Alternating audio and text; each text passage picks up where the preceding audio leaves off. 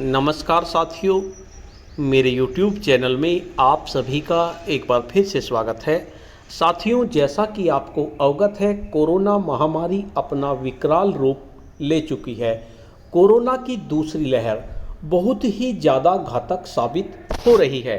इसको लेकर बहुत सारे वैज्ञानिकों ने अनुसंधान किए। BHU के वैज्ञानिकों ने इसको लेकर बहुत बड़ी वजह बताई। आज की इस वीडियो में हम यही जानेंगे कि आखिर कोरोना की दूसरी लहर इतनी खतरनाक क्यों साबित हो रही है। इसको लेकर BHU के वैज्ञानिकों ने क्या बड़ी वजह बताई। साथियों, वीडियो को शुरू करने से पहले मैं आपको बता देना चाहता हूं, अगर आप चाहते हैं इस तरह की इन्फॉर्मेटिव वीडियो आपको एक प्लेटफार्म पर मिले, तो उसके लिए मैंने इन्फॉर्मेटिव वीडियो व्हाट्सएप ग्रुप और इन्फॉर्मेटिव वीडियो टेलीग्राम ग्रुप बनाए हुए हैं। आप चाहें तो मेरे ग्रुप से जुड़ सकते हैं।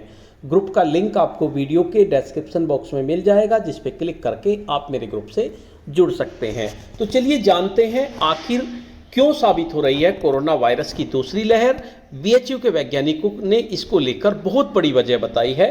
कोरोना की दूसरी लहर के घातक होने के संबंध को सीधे हार्ड इम्यूनिटी या एंटीबॉडी से जोड़कर अध्ययन करने वाले BHU के जंतु विज्ञान के प्रोफेसर ज्ञानेश्वर चौबे ने बताया। यानी ज्ञानेश्वर चौबे ने जो अध्ययन किया वो इस चीज़ पर अध्ययन किया कि जब भी किसी को कोरोना हो जाता है तो उसके शरीर में हार्ड इम्यूनिटी या एंटीबॉडी डेवलप हो जाते हैं। तो उसी एंटीबॉडी के आधार पर उन्होंने अध्ययन किया और उन्होंने बताया कि वाराणसी सहित कुल 14 जिलों में पिछले साल सितंबर से लेकर अक्टूबर तक एंटीबॉडी टेस्ट किया गया था। कोरोना की दूसरी लहर को लेकर रिसर्च और स्टडी भी सामने आ रही है। वाराणसी के काशी हिंदू विश्वविद्यालय, जो BHU है वाराणसी में, के जंतु विज्ञान के जीन वैज्ञानिकों ने इसकी वजह भी खोज ली है। उन्होंने बताया कि आखिर दूसरी लहर इतनी भयानक कैसे साबित हुई। वैज्ञानिकों के अनुसार हार्ड इम्यूनिटी या एंटीबॉडी का जल्द खत्म हो जाना इसका प्रमुख कारण है। जब किसी को कोरोना हो जाता है तो कोरोना हो जाने पर उसके शरीर में हार्ड इम्यूनिटी डेवलप हो जाती है, अर्थात एंटीबॉडी डेवलप हो जाती है, जो कुछ समय तक रहती है। लेकिन क्या हुआ, पहली लहर में जिन लोगों के अंदर हार्ड इम्यूनिटी या एंटीबॉडी डेवलप हुई वो जल्द ही खत्म हो गई। ये सबसे बड़ा कारण है। वैज्ञानिकों के अनुसार एंटीबॉडी को लेकर कहा जा रहा था कि यह 6 महीने तक बरकरार रहेगी। जो एंटीबॉडी शरीर के अंदर बनी वो 6 महीने तक रहेगी, लेकिन यह महज 3 महीने में ही खत्म हो गई, जिसकी वजह से कोरोना के खिलाफ शरीर में बने हार्ड इम्यूनिटी या एंटीबॉडी के विकसित होने के बावजूद दूसरी लहर काफ़ी घातक साबित हुई। तो जंतु विज्ञान के प्रोफेसर ज्ञानेश्वर चौबे ने बताया कि वाराणसी सहित 14 जिलों में पिछले साल सितंबर से लेकर अक्टूबर तक एंटीबॉडी टेस्ट किया गया था। यह टेस्ट स्ट्रीट वेंडर्स का किया गया था। ऐसा यह जानने के लिए किया गया था कि ज़्यादा एक्सपोज्ड लोगों में किस लेवल की इम्यूनिटी बनी है। इसके साथ साथ ICMR के नतीजे भी इसी तरह के आए हैं। उसके मुताबिक औसतन 25 से 30% लोगों में एंटीबॉडी बनी मिली, जिसमें वाराणसी या पूर्वांचल की बात करें तो लगभग 40% लोगों में कोरोना वायरस के खिलाफ एंटीबॉडी बन चुकी थी।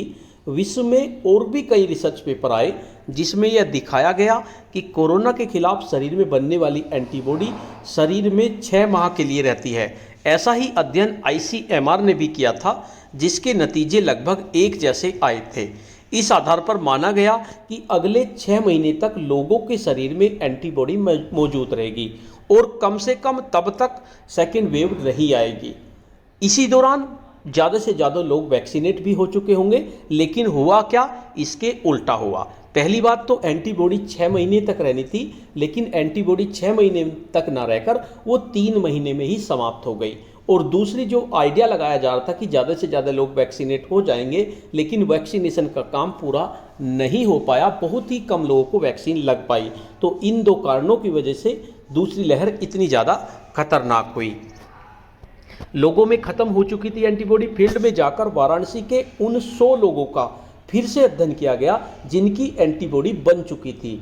उनकी फिर से एंटीबॉडी जांच की गई और नतीजे चौंकाने वाले रहे, क्योंकि जिन 100 लोगों में प्रचुर मात्रा में एंटीबॉडी थी, उनमें से 93 लोगों में एंटीबॉडी खत्म हो चुकी थी। जिसके बाद यह पता चला कि देश के लोगों के अंदर बनी इम्यूनिटी वॉल ध्वस्त हो चुकी है, जिसके चलते पिछली बार 60 से 70% लोग, ऐसे लोग जो इन्फेक्शन से ग्रसित नहीं थे, वे भी इस बार इन्फेक्टेड होते चले गए।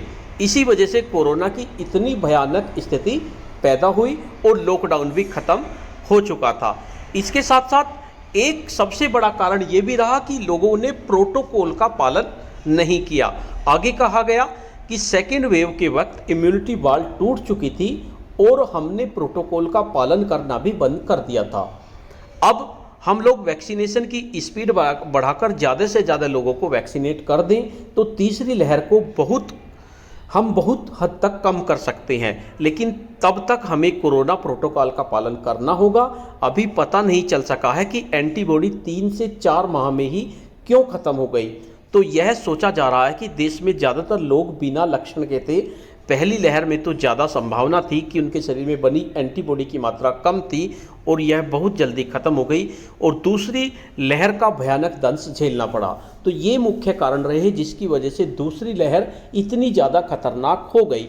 और अगर हमें तीसरी लहर से बचना है तो इसमें सबसे महत्वपूर्ण कारण यही होगा, एक तो हमें प्रोटोकॉल का पालन करना होगा और इसके साथ साथ ज़्यादा से ज़्यादा लोगों को वैक्सीनेट कराना होगा। जब सभी लोगों को वैक्सीनेट कराया जा चुकेगा तब सभी के अंदर एंटीबॉडी बन जाएंगी, तब तीसरी लहर के आने की संभावना बहुत कम हो जाएगी। तो साथियों, यही कारण है। आज की वीडियो में इतना ही।